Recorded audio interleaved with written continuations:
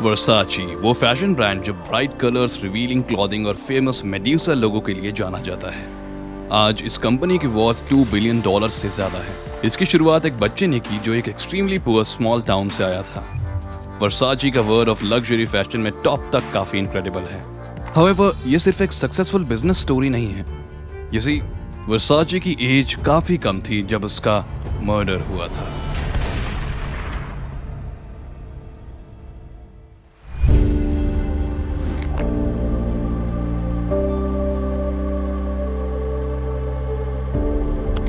जियानी वर्साची Italy में 1946 एक बहुत ही पुअर टाउन में पैदा हुए जहां वर्क अपॉर्चुनिटीज काफी कम थी। काफी लोग इलिटरेट थे और लोकल इकोनॉमी इतनी बुरी थी कि कोल माइनर्स और फार्म हैंड्स जैसे अपॉर्चुनिटीज के लिए दूसरे सिटीज में मूव कर रहे थे लोग। डिस्पाइट देयर सराउंडिंग्स, उनकी मदर फ्रेंचेस्का ने एज अ ड्रेस मेकर अपना करियर बनाया और फादर एंटोनियो अप्लायंस सेल्समैन थे। उनकी फैमिली होम टाउन में रहकर मिडिल क्लास लाइफस्टाइल जी रही थी। उनकी फैमिली उन फैमिलीज में से थी जो उस टाउन में कार और टेलीविजन अफोर्ड कर सकते थे। हाउएवर, वर्साची के घर पर सब सही नहीं था। यू सी, जियानी के 2 सिबलिंग्स थे, उनका भाई सैंटो और सिस्टर फॉर्चुनाटा। और कार्निवल में एक फैमिली ट्रिप पर 1952 में सिस्टर को नी में चोट लग गई और उन्हें टेटनस हो गया। डॉक्टर्स ने गलत मेडिसिन से उन्हें ट्रीट किया और 24 घंटों के अंदर ही 10 साल की एज में उनकी सिस्टर की मौत हो गई। उन्होंने बहुत ही अच्छी ड्रेस पहनी थी। इस दुख के बाद जियानी के पेरेंट्स ने डिसाइड किया कि उन्हें दूसरा बच्चा चाहिए। ये थी डोनाचेला। जियानी उस वक्त 10 साल के थे और जल्द ही वो बेस्ट फ्रेंड्स बन गए। ग्रोइंग अप, जियानी अपने मदर के ड्रेस शॉप में कई घंटे स्पेंड करते। वो अपनी मदर को देखते कि कैसे वो उनके कस्टमर्स को वर्ल्ड की मोस्ट ब्यूटीफुल वुमन फील कराती हैं। वो इतना टाइम स्पेंड करते कि उनकी मदर को चिंता होने लगी कि वो अपने फ्रेंड्स के साथ इनफ टाइम स्पेंड कर रहे हैं या नहीं। और हाँ, जियानी एक ट्रबल मेकर थे। वो अपनी हर क्लास में फेल होते और वो बीच जाने के लिए स्कूल स्किप करते थे।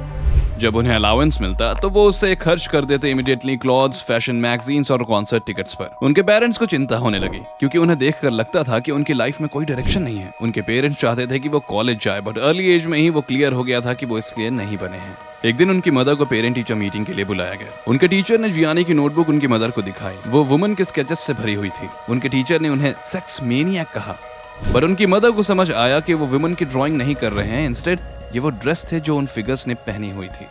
जब हाई स्कूल खत्म होने वाला था, जियानी को ग्रेजुएट होने के लिए एक एग्जाम देना था, बट उन्हें स्कूल की चिंता नहीं थी और उन्होंने इसे स्किप कर दिया और कभी डिप्लोमा रिसीव किया ही नहीं। ऑफ कोर्स, उनके फादर काफी गुस्से में थे। उनका कहना था कि वो अपनी लाइफ वेस्ट कर रहे हैं, बट जियानी को पता था कि उन्हें क्या करना है। उन्होंने इमीडिएटली अपनी मदर के ड्रेस शॉप में काम करना शुरू किया और फैशन बिजनेस के बारे में सारी बातें सीख ली। 1965 में जब जियानी 19 साल के थे, उनकी मदर ने डिसाइड किया कि वो अपने वर्कशॉप के पास ही बुटीक खोलेंगे ताकि जियानी सीख सके। शॉप का नाम था एल डी फ्रेंचेस्का वर्साची और यूरोप में बेस्ट पीसेस ढूंढने के लिए ट्रैवल करने लगे। ड्यूरिंग दिस ट्रिप्स वो काफी लोगों से पहचान बना रहे थे जो आगे जाके बड़े डिजाइनर्स बने, जैसे कि कार्ल लागरफेल्ड। हाउएवर, जब जियानी अपने ट्रैवल से वापस आए, उनकी मदर उनके लाए हुए क्लॉथ्स को देखकर काफी घबरा गई। स्पेशली उस कोस्टल टाउन के लिए वो काफी रिवीलिंग थी। जियानी शॉर्ट कॉकटेल ड्रेसेस खरीद रहे थे जो वुमेन लेग्स शो कर रहा था और कुछ पीसेस प्रोवोकेटिव लग रहे थे, बट वो जानते थे कि यंग वुमेन को क्या चाहिए। सून उस टाउन की वुमेन उनके बुटीक में आने लगी। उनके रिस्की चॉइसेस ने काम किया। जियानी वर्साची ने पहला सक्सेस बिजनेस शुरू कर दिया।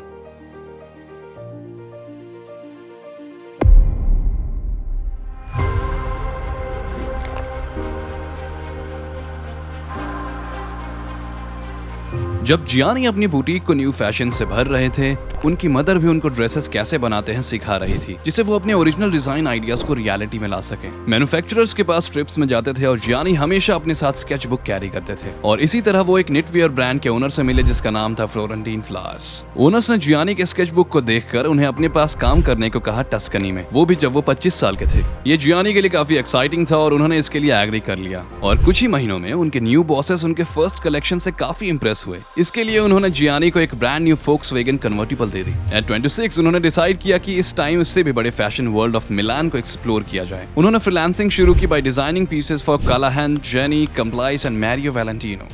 ये तो क्लियर था कि जियानी टैलेंटेड थे और अपने काम से वो काफी मनी भी कमा रहे थे। For example, jenny outdated fashion line में काम करने के बाद उनकी क्लॉथिंग सेल्स 2 मिलियन से $6 मिलियन ईयर हो गई थी। 6 साल तक जियानी फ्रीलांसिंग करते रहे और लोगों के साथ मिलान फैशन इंडस्ट्री में नेटवर्किंग करते रहे।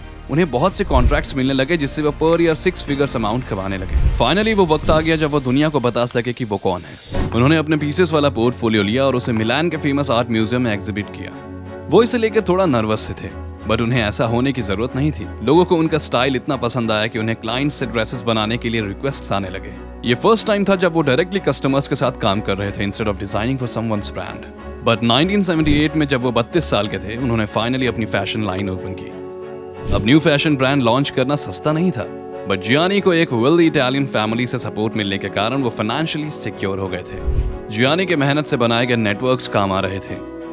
जियानी अपने फैमिली को काफी वैल्यू देते थे और उन्होंने अपने भाई सैंटो को सीईओ अपॉइंट कर दिया और सिस्टर डोनाटेला को वाइस प्रेसिडेंट। दोनों ने जियानी वर्साचे एसपीए को लॉन्च करने में जियानी की हेल्प की। उन्हें जितनी फंडिंग मिली थी उससे वो one of the best location of Milan में एक बुटीक खोल सकते थे। जब उन्होंने पहली शॉप खोली उस वक्त वहां ड्रेसेस की सिर्फ एक सिंगल रैक थी, बट विंडो में वो जो भी दिखा रहे थे उसमें वो काफी कॉन्फिडेंट थे। लोग खींचे चले आ रहे थे और इसके साथ वर्साचे ब्रांड अपने जर्नी की शुरुआत कर दी, जहां उन्होंने अपने फैमिली में सबको मल्टी मिलियनर बना दिया।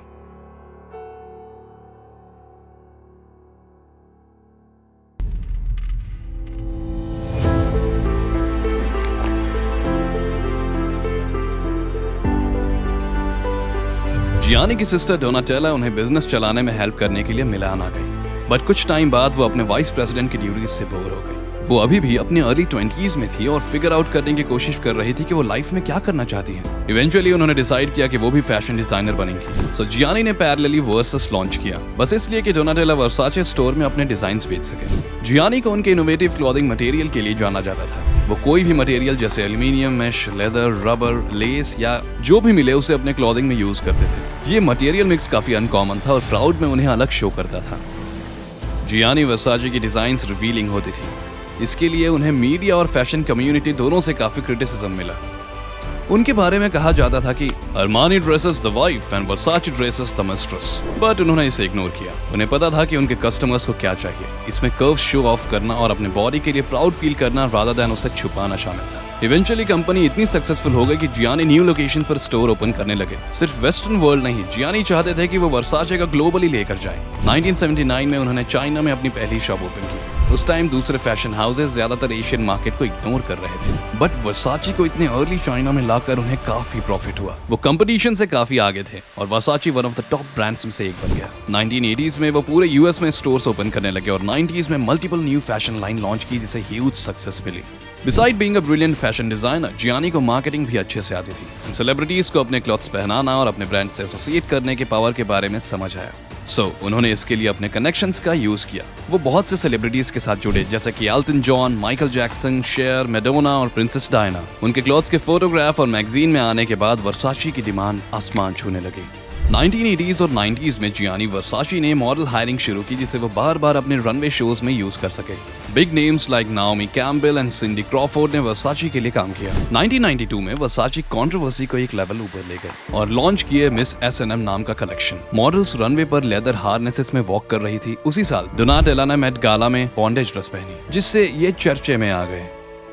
However, ये इंडस्ट्री के लिए काफी रिवॉल्यूशनाइजिंग था, जिसमें शो किया जा रहा था कि वुमेन अपने स्किन शो करने से नहीं डरती। जियानी सेड, हमें हर रोज बैरियर्स तोड़ने होंगे। मेरे लिए फैशन हर दिन जन्म लेता है और मरता है। Then in 1994, four weddings and funerals नाम की मूवी के प्रीमियर के लिए एलिजाबेथ हर्ले नाम की एक्ट्रेस ह्यूज ग्रांट के साथ आई थी। वो सेफ्टी पिन वाली वर्साचे ड्रेस प्रीमियर पर पहनी थी और ये वायरल हो गया। सिर्फ इस ड्रेस की वजह से एलिजाबेथ का करियर शुरू हो गया। इनफैक्ट ये ड्रेस इतना फेमस हुआ कि इसका अपना विकिपीडिया पेज था। और जैसे जैसे वक्त निकला, वर्साचे एक लाइफस्टाइल ब्रांड बनने लगा। वो सब कुछ बेचते थे, sheets to plates to pillow cases. Jiyani चाहते थे कि प्रोडक्ट सबके लिए अफोर्डेबल हो, ना सिर्फ रिच और फेमस लोगों के लिए रहे। अगर कोई मिडिल क्लास वर्साचे ग्रोन अफोर्ड नहीं कर पाता तो भी पॉसिबल है कि वो परफ्यूम या पेयर्स ऑफ सनग्लासेस खरीद सके। और ये मूव प्रॉफिटेबल रही क्योंकि इसने through out the world brand की पॉपुलैरिटी फैलाने में हेल्प की।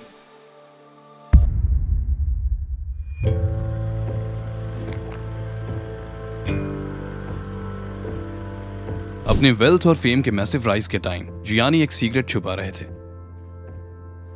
वो गे थे। उन्हें एक आदमी पसंद था नेम्ड एंटोनियो डॉमिको।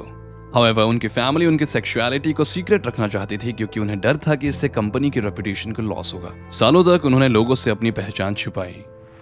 1992 में जियानी ने एंटोनियो के साथ मायामी के साउथ बीच पर एक मैंशन खरीदा और मायामी में ही जियानी फ्रीक्वेंटली लोकल गे नाइट क्लब्स में जाते थे। बट वो क्राउड के साथ ड्रिंक और डांस नहीं करते थे। वो वहाँ इंस्पिरेशन के लिए जाते थे। वो देखते थे कि वहाँ लोगों ने क्या पहना है। रिच होने के बाद भी वो हम्बल थे और लोकल से अच्छे से बात करते थे। However, 1993 में एक ट्रेजेडी हुई जब जियानी के इनर ईयर में कैंसर डायग्नोज किया गया। बाद में उन्हें HIV पॉजिटिव भी पाया गया। जियानी ने अपनी लास्ट विल और टेस्टामेंट बनाना शुरू किया क्योंकि हो सकता है इलनेस से उनकी डेथ हो जाए, बट उन्हें इस बात की भनक भी नहीं थी कि उनकी इलनेस उनकी जान ले उससे पहले ही उनका मर्डर होने वाला है। जुलाई 15, 1997 जियानी मॉर्निंग वॉक के लिए बाहर गए थे। उनके एक हाथ में कॉफी कप था और दूसरे में वॉग और द न्यू यॉर्कर की कॉपीज थी। 27 साल का एंड्रयू कनानन उनके इंतजार में था। उसने गन निकाली और एग्जीक्यूशन स्टाइल में गन चला दी जिससे वो सामने की ओर गिरे। बाय शियर कोइंसिडेंस वो गोली उनकी बॉडी से होते हुए पास बैठे डर्व को भी लगी। जब पुलिस पहुंची तो उन्होंने एक मरे हुए डर्व को बॉडी के पास देखा और अज्यूम किया कि माफिया ने किसी तरह का मैसेज छोड़ा है। साउथ बीच के रेसिडेंट्स काफी दुखी थे और उन्होंने जियानी के मारे हुए स्पॉट पर एक मेमोरियल बनाया। 2000 से ज्यादा लोग जियानी के फ्यूनरल पर आए थे जिसमें डजन्स ऑफ सेलिब्रिटीज थे और इसे पूरे वर्ल्ड में टेलीवाइज किया गया। उनका मर्डरर एंड्रयू कनानन एक सीरियल किलर था जो मल्टीपल स्टेट्स के वांटेड लिस्ट में था और उसे FBI ढूंढ रही थी। वो अमेरिकाज मोस्ट वांटेड शो के एक एपिसोड में भी था। वर्साची को मारने के 8 दिन बाद ही एंड्रयू एक बोट हाउस में मरा हुआ मिला। उसने डिसाइड कर लिया था कि जेल जाने से अच्छा है सुसाइड कर ले। 2018 में FX ने American crime story the assassination of Gianni Versace के नाम से एक टीवी सीरीज शुरू की जहां बताया गया कि एंड्रयू वर्साची से काफी ऑब्सेस्ड था और जियानी को मारने के पहले उनकी लाइफ की तरह जीना चाहता था। रिपोर्टेडली एंड्रयू गे था और ओल्डर मैन के लिए एस्कॉर्ट का काम किया करता था। शो में बताया गया कि शायद वो जियानी को स्टॉक किया हो और उन्हें मारने से पहले उनके पास काम करना चाहता हो। और इन्वेस्टिगेटर्स को एंड्रयू के जियानी वर्साची को मारने से पहले उनके बीच हुए बातचीत का कोई प्रूफ नहीं मिला और इसी कारण एंड्रयू का ट्रू मोटिव मिस्ट्री बना रहा।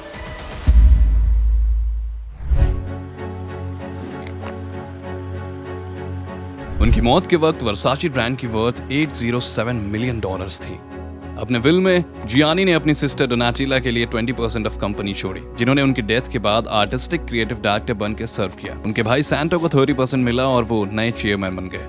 Surprisingly remaining 50% of the company Jiyani ने अपने नीस अलेग्रा वर्साची बेक के नाम कर दिया। वो अपनी नीस को अपनी बेटी की तरह चाहते थे और इसे लिटिल प्रिंसेस बुलाते थे। उनके डेथ के वक्त वो सिर्फ 11 साल की थी, सो इससे उसकी लाइफ सेट हो गई। जब अलेग्रा 18 साल की हुई वो अपने $800 मिलियन इनहेरिटेंस को एसेस कर ली और वर्साचे ज्वाइन कर लिया। हाउएवर वो वर्साचे ब्रांड का न्यू फेस नहीं बनना चाहते थे। उन्हें स्पॉटलाइट में रहना पसंद नहीं था, उन्हें प्राइवेसी पसंद थी, सो वो फैमिली बिजनेस में ज्यादा इन्वॉल्व नहीं थी। जियानी के मरने के बाद कई कंपनीज ने वर्साची खरीदने के लिए उनकी फैमिली को अप्रोच किया। उन्होंने कई प्रॉमिसेस किए जैसे आपके फैमिली में से किसी को भी दोबारा काम करने की जरूरत नहीं पड़ेगी, बट वो नहीं माने। वो चाहते थे कि जियानी की लेगेसी को वो खुद ही आगे कंटिन्यू करें। डोनाटेला ने कहा, मेरा भाई नहीं चाहता था कि मैं ऑफिस की एक चेयर भी बेचूं। उनके लिए कंपनी एक फैमिली थी और आप कभी फैमिली नहीं खरीद सकते। सो वर्साची फैमिली ने ब्रांड को अपने दम पर कंटिन्यू किया और सारे ऑब्स्टेकल को फेस किया। इनफैक्ट वर्साची एक्चुअली एक सरप्राइजिंग इन्वेंशन में इन्वॉल्व थे। साल 2000 में डोनाटेला ने एक ड्रेस डिजाइन की जिसे जेनिफर लोपेज ने ग्रैमी अवार्ड्स में पहना था। ये ग्रीन कलर की जंगल प्रिंट ड्रेस थी और हर कोई इसके बारे में बात कर रहा था। ये इतना फेमस हुआ कि गूगल सर्च में ये नंबर 1 पर था। बैक इन 2000 एक ही प्रॉब्लम थी कि गूगल में सिर्फ टेक्स्ट सर्च था। Former Google CEO Eric Schmidt ने कहा, इस सर्च की वॉल्यूम इतनी ज्यादा थी कि हमें टेक्स्ट सर्च को छोड़कर इमेज सर्च के बारे में भी सोचना पड़ा था। ये डोनाटेला की ड्रेस थी जिसने गूगल को इमेज सर्च फंक्शन को बनाने के लिए इंस्पायर किया। और फन फैक्ट, सूजन वोत्स्की जो YouTube की CEO थी, उन्हें गूगल इमेजेस के डेवलपमेंट का टास्क दिया गया सिर्फ वर्साची की ड्रेस की वजह से। हाउएवर डोनाटेला के लिए बिजनेस सक्सेस के बाद भी जियानी को खोने की बात एक्सेप्ट करना इजी नहीं था। उन्हें ऐसा करने में काफी परेशानी हुई और उन्होंने बाद में एडमिट किया कि उन्हें कोक एडिक्शन हो गया है। वर्साची में काम करते वक्त वो कई बार नशे में थी। मीडिया उन्हें बस ब्रांड का फिगर हेड कहते थे, rather than appreciating her work as an actual designer। Jiyani के डेथ के बाद किसी को भी उनके बिजनेस रन करने की एबिलिटी पर यकीन नहीं था। इससे डोनाटेला का सेल्फ कॉन्फिडेंस बहुत नीचे गया, जिससे वो और ज्यादा ड्रग्स लेने लगी। ये एक विशियस साइकिल था। एलेग्रा के 18th बर्थडे पर डोनाटेला को फुल ऑन ब्रेक डाउन हुआ। वो बेतुकी बातें करने लगी जिससे उनकी फ्रेंड्स और फैमिली उनसे डर गई थी। Elton John being a family friend कहे कि तुम रिहैब जा सकती हो और वो रेडी हो गई। –